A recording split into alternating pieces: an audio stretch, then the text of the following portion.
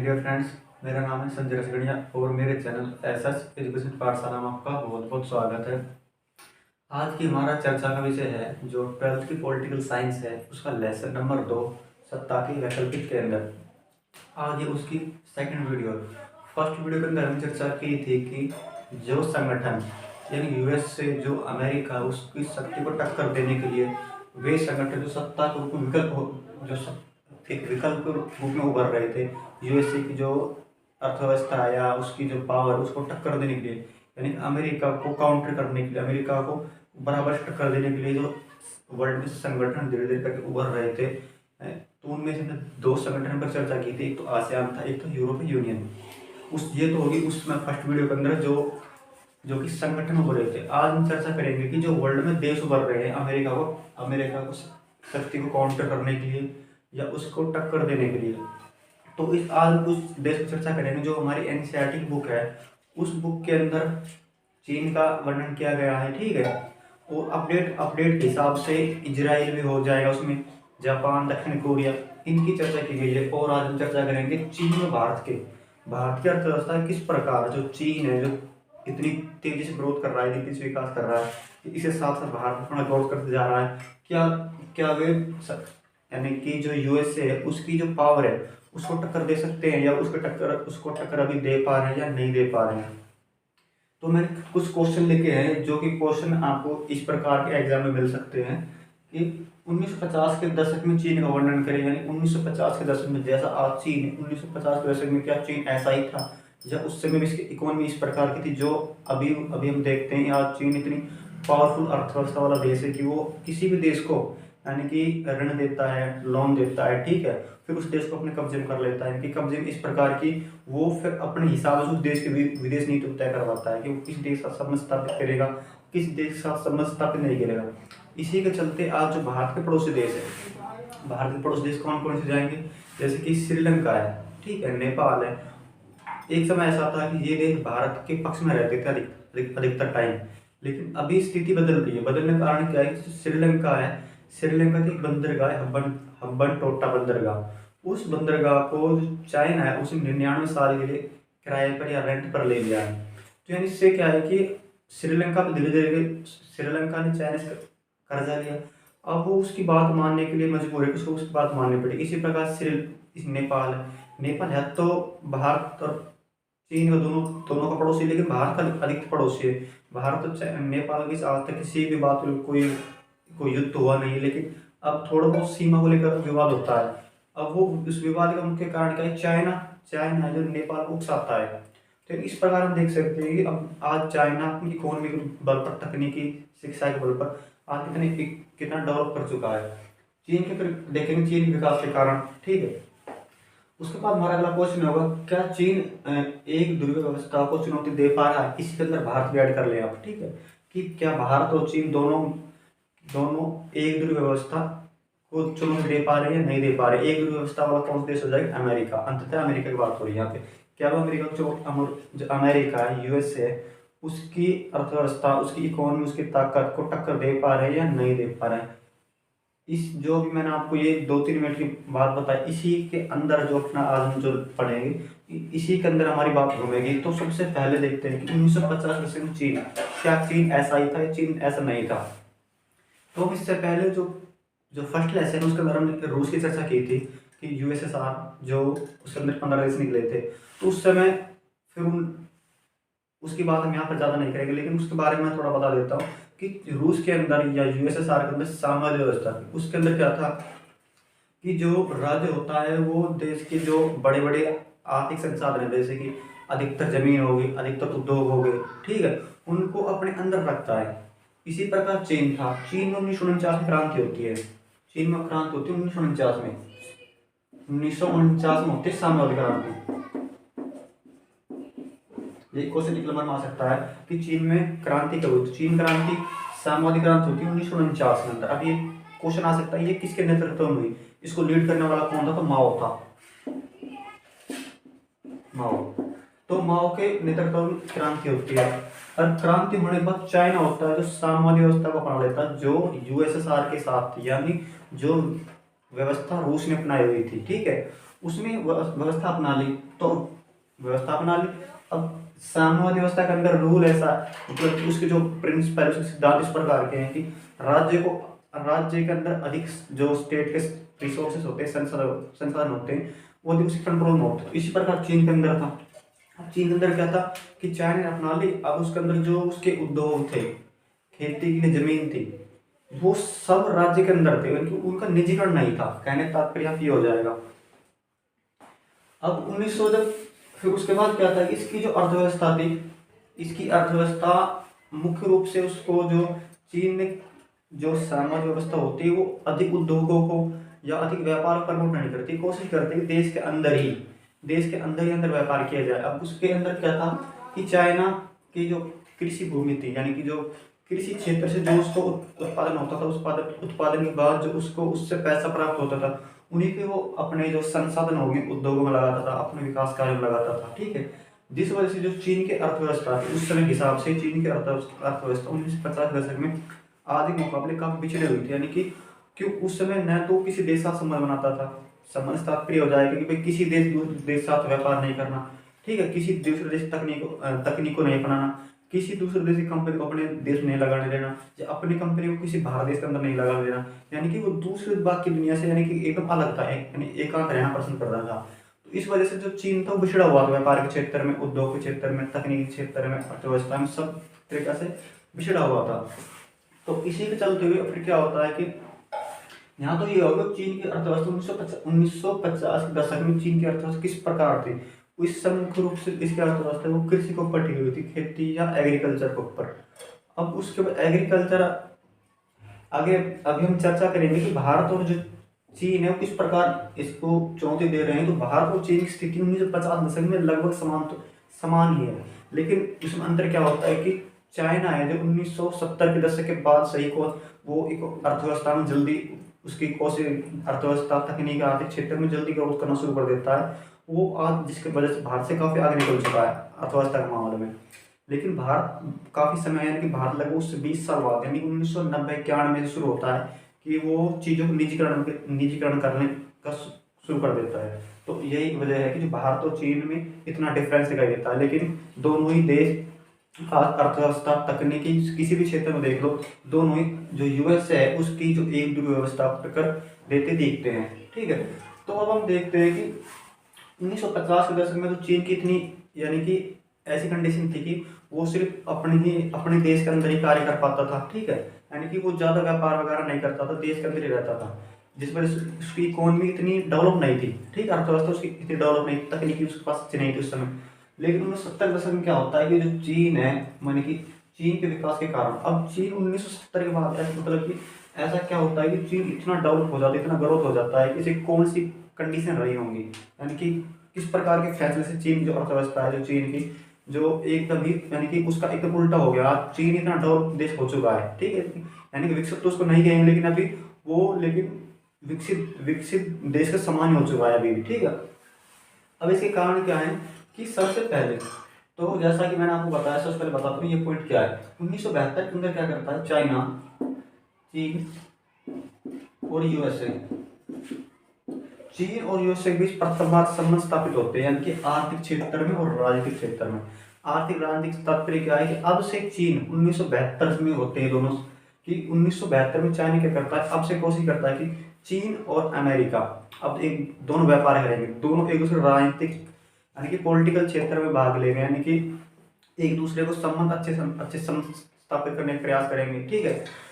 तो इस प्रकार क्या होता है कि जो चीन है, अब चीन और यूएस एक दूसरे से व्यापार करना शुरू कर देता है। व्यापार होगा तो सीधी सी बात है, अगर आप ऐसे मान लो आप दो व्यक्ति हैं, ठीक है, एक आप मान लो, कोई दूसरा व्यक्ति मान लो, अब दोनों आपस में व्यापार कर रहे हैं, तो दोनों दोनों पैसा कमाएंगे, दोनों इकोनॉमी, यानी कि जो आपकी खुद की जो पैसे हैं वो इकोनॉमी आपकी अच्छी होगी, ठीक है।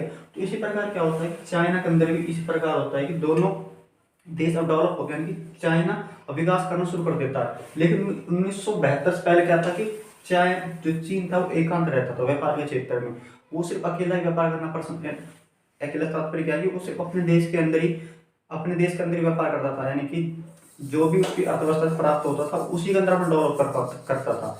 वो किसी बाहर के देश के साथ व्यापार नहीं करता था, ठीक है। यानी कि कहने का तात्पर्य क्या है कि वो ना तो निर्यात करता था ज़्यादा, नहीं आयात करता था, ठीक है। अब उसके बाद 1972 हो गया, ठीक है। अब उसके बाद 1973 के अंदर एक और होता है कार्रवाई।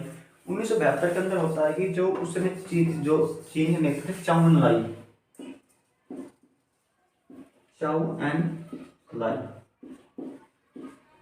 लाई यानी कि एक योजना लाते हैं। उसके अंदर क्या होता है कि जो चाउ एन लाई एक योजना, एक प्रस्ताव लाते हैं, वो विकास के लिए कुछ प्रस्ताव लाते हैं जो 4 क्षेत्रों के अंदर होता है। कृषि के अंदर एग्रीकल्चर, ठीक है, कृषि प्रौद्योगिकी यानी कि तकनीकी हो जाएगा।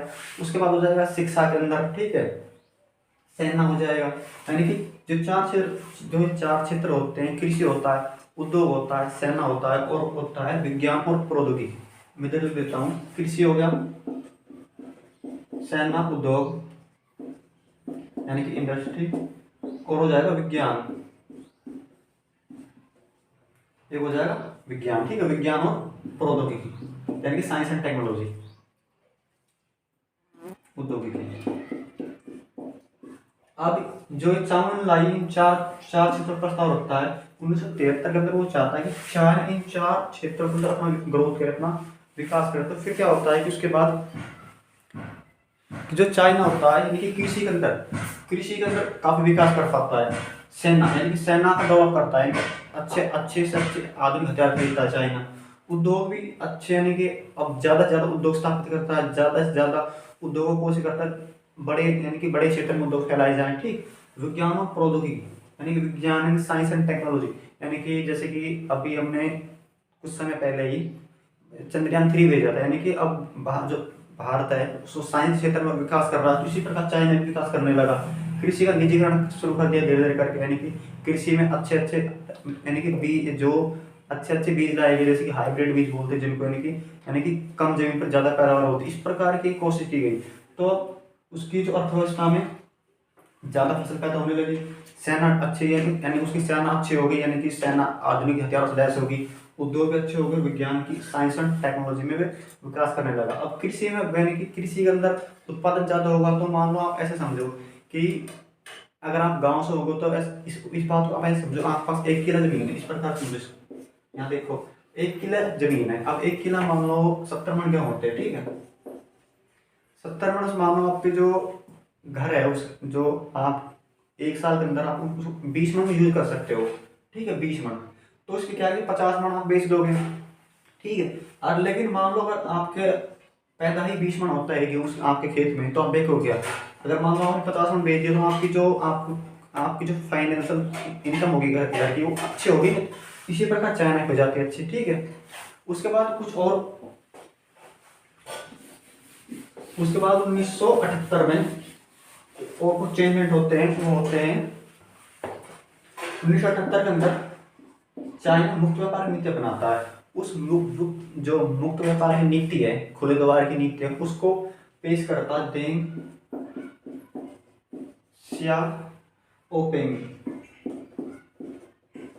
ये भी चीन के उस समय के राजनेता थे, देंग, ठीक है। इन्होंने 1978 में एक योजना रखी, वो थी मुक्त व्यापार की नीति, मुक्त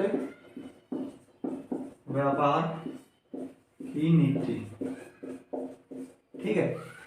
अगर आप में से कोई आने वाले समय में पॉलिटिकल नेट की तैयारी करना चाहता है, तो ये क्वेश्चन भी पहले ही आ चुका है कि ये अभी क्वेश्चन जो नेट के पेपर हो गए थे दिसंबर 2023 के अंदर, ये क्वेश्चन उस समय आया था कि मुक्त व्यापार नीति चीन की किस राजनेता ने अपनाई, इस प्रकार की क्वेश्चन आया था, ठीक है। तो आप एक थोड़ा जो अगर इस संबंधित कोई तैयारी कर रहा हो, तो आप कोशिश करें कि आपको जो बेस है, कोशिश करें कि आप पॉलिटिकल से कुछ आगे करना, टीचिंग में जाना चाहते हैं, तो कोशिश कर चले कि आपका जो बेस है पॉलिटिकल, 11वीं 12वीं पॉलिटिकल होगी, इससे पीछे की पॉलिटिकल होगी, एनसीईआरटी बुक, उनको आप अच्छे से पढ़ते चलें, ठीक है। तो आपको ज़्यादा समस्या नहीं होगा आगे।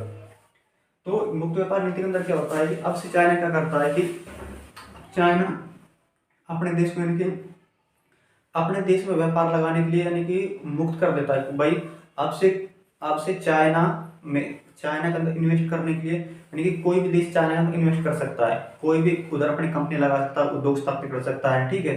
या चाइना बाहर जाकर उद्योग स्थापित करता है, जैसे कि भारत के अंदर चाइना की बहुत सारी कंपनियां हैं, ठीक है। तो इससे क्या होता है कि चाइना की इकोनॉमी और अच्छी होती है, उसकी और अर्थव्यवस्था मजबूत होती है, ठीक है। उसके विकास का कारण, एक कारण, तीसरा कारण ये हो जाएगा। उसके बाद जो चाइना होता है, अगर आपने पिछले जो इसका फर्स्ट पार्ट आप देखा होगा, तो एक वो आता शॉक थेरेपी। शॉक थेरेपी, अगर आप ये जो शॉक थेरेपी शब्द वो लेसन फर्स्ट में यूज होता है। उसके अंदर क्या है कि जो यूएसएसआर वाले देश थे, जब यूएसएसआर टूट जाता है तो अमेरिका, यानी कि टूटता नहीं, उससे पहले 1948 के दौर से जो मार्शल योजना आती है, जो यूएसएसआर वाले देश उनको यानी कुछ पैसे की सहायता देता है। तो पैसे की सहायता देने के साथ साथ वो उनको सामने वाले देशों को पूर्ण उदारवादी बना देता है धीरे धीरे करके। अब उससे उनकी कुछ व्यक्ति बहुत अमीर हो जाते हैं, कुछ व्यक्ति बहुत गरीब हो जाते हैं, यानी कि उसकी जो अर्थव्यवस्था है, जो पश्चिमी यूरोप होता है, उसकी अर्थव्यवस्था खराब हो जाती है। यानी कि कहने का तात्पर्य क्या है कि वो विकास के जगह यानी कि उल्टा वो, और उनका जो उनकी कंडीशन खराब हो जाती है। यानी कि मान लो 10 व्यक्ति तो अमीर हो गए और 90 गरीब रह गए, तो उसकी यानी वो देश अमीर कहाँ हुआ, यानी तो उसकी कंडीशन और खराब हो गई। तो इसी के चलते जो शॉक थेरेपी थी,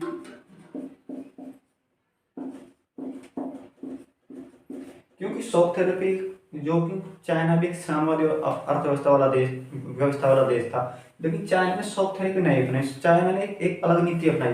चाइना ने अपने जो उद्योग थे, व्यापार थे, उनको निजीकरण के लिए, कृषि के निजीकरण के लिए चरणबद्ध तरीका अपनाया, यानी चरणबद्ध तरीके से ने अपने उद्योगों का, अपनी कृषि का निजीकरण किया। तो इसी के चलते उसको काफी फायदा हुआ, यानी कि वो शॉक थेरेपी वाली नीति न अपनाकर उसने, यानी कि जो रूस ने अपनाई थी, उसकी जगह उस नीति को न अपनाकर उसने एक अपनी अलग से नीति अपनाई, यानी कि उसको चरणबद्ध तरीके से अपने उद्योगों का निजीकरण किया, कृषि का निजीकरण किया। उसमें से उसके बाद उसे 1982 में खेती निजीकरण कर देता है। उसके बाद 1998 में उद्योगों का, यानी कि उद्योग यानी इंडस्ट्री का निजीकरण कर देता है इसके अंदर। यानी कि 1982 में खेती निजीकरण में क्या होता है कि खेती के अंदर अब जो पहले थी, जो बड़ी बड़ी जमीन थी, वो सरकार के अंदर होती थी या कुछ लोगों के समूह के अंदर होती थी, ठीक है। ऐसे उद्योग थे, जो बड़े बड़े उद्योग होते थे, वो सरकार के अंदर में होते थे, ठीक है। तो अब ये आप ये बहुत सीधी सी बात समझो कि जो भी उद्योग भारत के अंदर, आप समझ लो भारत के अंदर जो भी उद्योग जो सरकार के अंडर में होते हैं, वो उतना अच्छा विकास कहाँ कर पाते हैं, क्योंकि उनके संचालन के तरीके अच्छे नहीं होते। कोई काम करता है, कोई काम नहीं करता है, ऐसे ही कृषि हो जाती है। ऐसे मानो जैसे एक खेत है, अब इसमें एक खेत में 10 आदमी को काम करना है, अब 10 इसके मालिक है, तो वो सोचेगा भाई तू कर ले, भाई तू कर ले, तो ऐसे कोई काम तो नहीं करेगा ना। तो अगर मान लो इस खेत में अब एक ही मालिक है, तो उसे पता है मुझे ही करना है सारा काम, इस खेत का मालिक हूं मैं, अकेला ही हूँ, तो कोशिश करेगा ना अपने खेत को अच्छी तरह पानी दे, अच्छी तरह उसको बोए, फिर उसको काटे, यानी कि ठीक उसको फायदा होगा। तो इसी के चलते चीन ये नीति अपनाई। इस नीति अपनाने से चीन और डेवलप होने लगा। उसके बाद जो इसके विकास कारण और भी बहुत से कारण हो जाएंगे, ठीक है। जैसे कि जो चीन की जनसंख्या, वो जो चीन की शिक्षा नीति है वो अच्छी है। शिक्षा नीति के अंदर क्या है कि शिक्षा नीति में ये पॉइंट किताब में नहीं लिखा हुआ, मैं आपको अपनी तरफ से बता रहा हूँ कि ये जरूर नहीं है कि आप किताब की बातों को एग्जाम के अंदर लिखो। सिर्फ क्वेश्चन देखो, क्वेश्चन क्या पूछ रहा है आपसे। क्वेश्चन पूछ रहा है जैसे चाइना के विकास का कारण क्या है, ठीक है। चाइना के विकास का कारण जैसे कि उसकी इकोनॉमी अच्छी क्यों है, तो एक उसका कारण ये भी हो जाएगा कि जो चाइना की जो शिक्षा की नीति अच्छी है। जैसे कि चाइना के छोटे छोटे बच्चे होते हैं, जैसे कि वो 6ठी 7वीं में पढ़ते हैं, तो उससे भाई चाइना के अंदर उनको काम करना सिखाया जाता है। छोटे छोटे इलेक्ट्रॉनिक चीज़ें बनाते हैं, बैटरी बना देते हैं, यानी कि फ़ोन तक बना देते हैं। यानी कि उससे अब मान लो एक जो स्कूल के अंदर पढ़ता है बच्चा ही, वो कुछ सामान बनाना सीख जाएगा, तो वो उसके बाद मान 10वीं पास की या 12वीं पास की, उसके बाद मान लो पढ़ाई छोड़ भी देता है, तो बेरोजगार थोड़ी होगा, उसने उसके पास एक स्किल पहले आ चुकी है। अब स्किल आ उसको फायदा होगा कि नहीं होगा, ठीक है। तो ये सब कारण हो जाएंगे चीन के विकास के कारण। तो अब ये प्रश्न उठता है, मैंने आपको इतना सारा समझा दिया, अब आपको क्या ये इससे इससे आपको बात समझ में आई कि नहीं आई। अगर आपको ये क्वेश्चन भैया जो मैंने आपको बताई, चीन के विकास का कारण क्या है, चीन इतना विकसित क्यों हुआ है, अब चीन इतना वर्तमान में विकसित क्यों है, तो क्या अब वो आपको लगता है कि चाइना एक व्यवस्था यानी कि यूएसए को चुनौती दे सकता है या नहीं दे सकता है। आप इस बात अगर इसको समझे होगे, इससे वीडियो इस वीडियो के इस पिछले वाले पार्ट को समझे होगे, तो आपको लगता होगा कि हाँ भाई चाइना एक अच्छी इकोनॉमी वाला देश है। इसी के चलते एक इसी चाइना के विकास के कारण वाले पॉइंट में एक बात और ऐड कर सकते हो कि अब चाइना इतना विकसित हो चुका है कि चाइना यानी कि दूसरे देशों को लोन देता है। लोन देने के बाद उन देशों को अपने अंडर में कर लेता है, ठीक है, यानी कि उनसे अपनी बात मनवाता है। जिस प्रकार जब वर्ल्ड वार चल रहा था, तो जैसे कि वर्ल्ड वार के बाद शीत युद्ध चल रहा था, कोल्ड वार, उसके अंदर यूएसएस जो अमेरिका भी इस प्रकार करता था, दूसरे देशों को ऋण देता था, कर या लोन देता था, उनको अंडर कर लेता था, उनको फिर अपनी मनमर्जी के हिसाब से उनकी नीति, उनकी विदेश नीति होगी, यानी वो कौन सी नीति अपनाएंगे, कौन सी नीति नहीं अपना, उसका उस प्रकार प्रभावित करता था। इसी प्रकार चाइना है, चाइना के अंडर वाले देश हैं, उनको अपने हिसाब से कंट्रोल करता है कि भाई किस देश के साथ संबंध स्थापित करने, किस साथ संबंध स्थापित नहीं करने। तो इसी चलते हम ये कह सकते हैं कि भाई चाइना है जो इतना विकसित हो चुका है कि वो उसको टक्कर देता हुआ दिखता है, ठीक है। उसके बाद अब इसी प्रकार एक क्वेश्चन ये आता है कि जो आपके एनसीईआरटी बुक के अंदर भारत और चाइना के बीच विवाद है, भारत व चीन के बीच विवाद के कारण पूछ लेंगे, ठीक है, विवाद के कारण। तो विवाद के कारण क्या है, अब ये नेक्स्ट क्वेश्चन है, भारत और चीन के बीच विवाद के कारण क्या है। तो भारत और चीन के बीच विवाद के मुख्य कारण क्या है कि सबसे मुख्य कारण तो है कि जो भारत और चाइना है उनके बीच विवाद के कारण क्या है कि जो भारत और चीन है उनके अंदर आपने पता होगा कि भारत सीमा विवाद काफी है, सीमा विवाद, यानी कि चाइना जो भारत की जमीन, चाइना कुछ क्षेत्र को अपना बताता है, जो जम्मू कश्मीर वाला एरिया उसके अंदर अक्साई चीन है,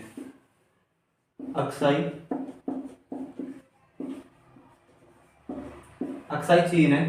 ये जगह जम्मू कश्मीर के अंदर पड़ती है, ये है तो भारत की जमीन, लेकिन चीन इस पर अपना कब्जा किया हुआ है, ठीक है। इसी प्रकार जो अरुणाचल प्रदेश है, जो पूर्वी क्षेत्र अरुणाचल प्रदेश भारत के प्रांत है, उस पर अपना कब्जा बताता है, ठीक है। एक विवाद के कारण ये हो जाएगा। उसके बाद 1900, जैसे कि आपको भी ये भी पता होगा, 1962 के अंदर भारत और पाक के बीच युद्ध होता है, भारत और चाइना के बीच युद्ध होता है 1962 के अंदर, जिसमें भारत यानी कि हार जाता है, भारत की पराजय होती है। तो यानी उस वजह से भी जो भारत और इस युद्ध की वजह से भारत और चीन के संबंध स्थापित जो संबंध थे वो खराब हो जाते हैं। उसके बाद क्या होता है कि जो चाइना होता है, चाइना पाक की मदद करता है उसके परमाणु बम बनाने में, यानी कि न्यूक्लियर वेपन या न्यूक्लियर बम बनाने में, ठीक है। अब वो जो पाक की हेल्प करता है, पाकिस्तानी चीन हेल्प करता है कि उसकी सहायता देता है। और वो सहायता किस लिए देता है कि क्योंकि पाकिस्तान है वो भारत के खिलाफ है, और भारत का दुश्मन है, कोई भी देश मान लो भारत का जो देश दुश्मन है, अब उस देश के कोई देश सहायता कर रहा है तो सिंपल सी बात है वो अपना भी दुश्मन ही हो जाएगा। तो इस वजह से भारत पाक के संबंध, जो भारत और चाइना के संबंध खराब रहते हैं, ठीक है। ये कुछ इसके कारण हो जाएंगे, भारत चीन के संबंध के खराब होने के कारण ये कुछ कारण हो सकते हैं। उसके बाद भारत है क्या, अब भारत के बारे में देखते हैं थोड़ा सा।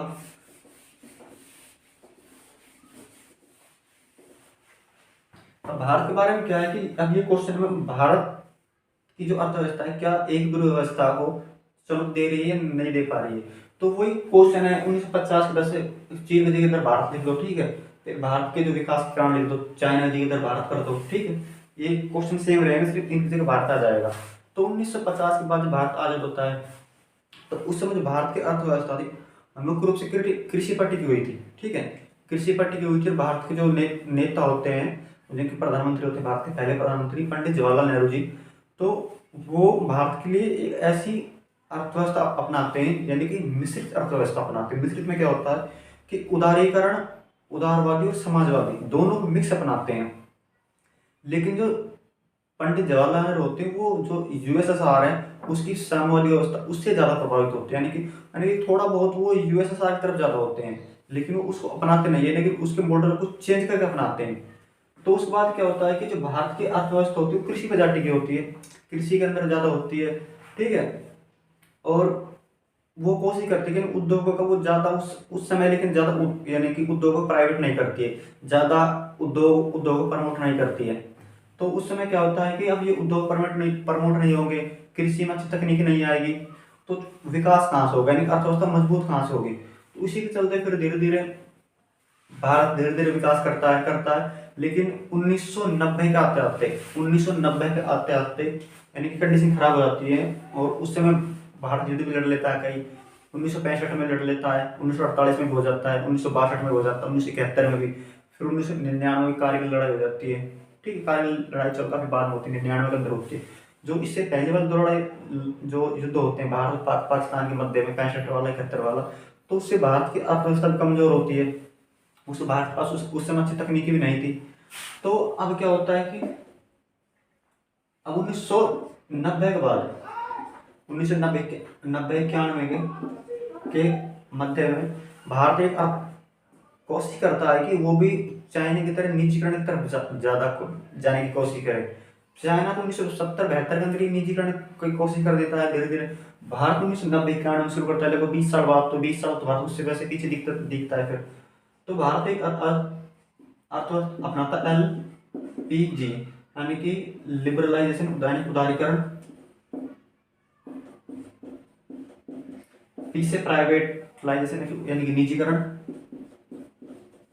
ठीक है, और जिससे यानी कि ग्लोबलाइजेशन यानी कि वैश्वीकरण, यानी किस प्रकार का अर्थव्यवस्था अपना निजीकरण से तो वही हो जाएगा, यानी कि उद्योगों को थोड़ा कोशिश करना निजी किया जाए, निजी हाथों में दिया जाए, जैसे कि उनकी देख रेख अच्छी हो सके, और उनके जो यानी कि उसके कार्य संचालन ज़्यादा अच्छा हो सके। उदारीकरण हो जाएगा, यानी कि जो व्यापार के यानी कि कंपनी भारत स्थापित करनी है उसको लाइसेंस लेना पड़ेगा भारत में आके। तो पहले लाइसेंस की प्रक्रिया काफ़ी जटिल थी, कि किसी भी विदेशी कंपनी को भारत में उद्योग लगाने के लिए लाइसेंस या परमिशन नहीं मिलती थी। उसके बाद कोशिश की उदारीकरण के जरिए, इस LPG योजना के जरिए, कि उनको थोड़ा आसान बनाया जाए, जिससे कि भारत के अंदर कंपनी स्थापित हो सके। तो वैश्वीकरण के अंदर क्या है कि भारत भी अब संपूर्ण विश्व से जुड़ने की कोशिश करने लगा, यानी कि संसार को जो संसार उसके घर के समान समझने लगा, यानी कि कोशिश करने लगा भारत भी संसार से जुड़ा। उसकी जो अगर दूसरे देशों में कोई युद्ध चल रहा है तो उससे भारत को क्या प्रभाव होगा, ठीक है। अगर भारत में कुछ कोई युद्ध की कंडीशन हो रही है तो उससे दूसरे देश पे क्या प्रभाव पड़ेगा, इससे यानी कि ये सारी योजनाएं अपनाने से भारत विकास शुरू कर देता है। अब आप देख सकते हैं कि भारत इतना डेवलप हो चुका है कि अगर आपने हाल ही में अभी जो 2023 के अंदर ही 1 महीने पहले मीटिंग हुई थी, ठीक है, G20 मीटिंग हुई थी भारत के अंदर, पहली बार हो रही थी। वो देश दुनिया के बड़े बड़े लीडर आए थे, यानी कि पहली बार था, यानी कि इससे आप अंदाजा लगा सकते हो कि भारत की जो अर्थव्यवस्था है, भारत की जो यानी कि जो भारत की पहुंच है वर्ल्ड में कितनी अच्छी हो चुकी है। अमेरिका रूस करने आया, बाकी सब देश आए थे जो अच्छे देश थे, यानी कि फ्रांस वगैरह, ब्रिटेन के प्रधानमंत्री, इटली के प्रधानमंत्री, कनाडा के सब देश आए, सब के जो G20 में शामिल है सब आए थे, वर्ल्ड बैंक हो गया। उसके बाद जैसे कि उस 2000 अभी हमने लगभग 1-1.5 साल पहले जो मंगल के नाम मिशन मंगल 3 भेजा था, ठीक है, जो वो गया था। तो उससे लग सकता है कि हमारी साइंस एंड टेक्नोलॉजी कितनी डेवलप हो चुकी है, ठीक है, हमारे पास परमाणु हथियार भी है, ठीक, हमारी सेना अच्छी है। तो हम अब इससे इससे हम कह सकते हैं कि भारत की अर्थव्यवस्था भी काफी अच्छी हो चुकी है। यानी इन क्वेश्चन से लगता है कि अब जो दुनिया है, इस क्वेश्चन का जो इस लेसन का अंततः सार ये होता है कि अब जो दुनिया है वो एक ध्रुव व्यवस्था नहीं रही है, यानी कि वो बहुध्रुव व्यवस्था वाली हो गई है। आज चाइना भी अच्छा यानी कि टक्कर दे सकता है अमेरिका को, भारत भी टक्कर देने लायक धीरे धीरे होता जा रहा है। रूस भी ताकतवर देश है, अमेरिका था ही, जापान हो गया जो इसकी अर्थव्यवस्था हो रही, इजराइल भी इस प्रकार देश हो जाएगा, ठीक है, ब्राजील वगैरह ये देश है जो ये काफी ताकतवर देश हो चुके हैं। इनसे लगता है कि अब देश एक ध्रुवीय व्यवस्था का अंत हो चुका है, और अब धीरे धीरे देश संसार है बहुध्रुवीय व्यवस्था वाला हो चुका है। तो यहाँ पे ये लेसन होता है समाप्त। उसके बाद आपको मिलते हैं कि जो इसके बाद जो नेक्स्ट लेसन होगा उसमें हम चर्चा करेंगे उस लेसन के बारे में। तो वीडियो देखने के लिए थैंक यू। अगर ये वीडियो आपको अच्छी लगे तो वीडियो को लाइक करें, शेयर करें। वीडियो के बारे में आपका जैसा फीडबैक हो, अच्छा हो खराब हो, आप वीडियो अच्छी लगी या नहीं लगी, अच्छी नहीं लगी तो क्यों नहीं लगी, वो आप लिख सकते हैं। फिर उसके बाद हम कोशिश करेंगे कि नेक्स्ट वीडियो में उस हिसाब से सुधार किया जाए। तो मिलते हैं किसी नेक्स्ट वीडियो के साथ। अपने इतने सर्दी में अच्छे से रहिए और पढ़ाई कीजिए। ठीक है, थैंक यू।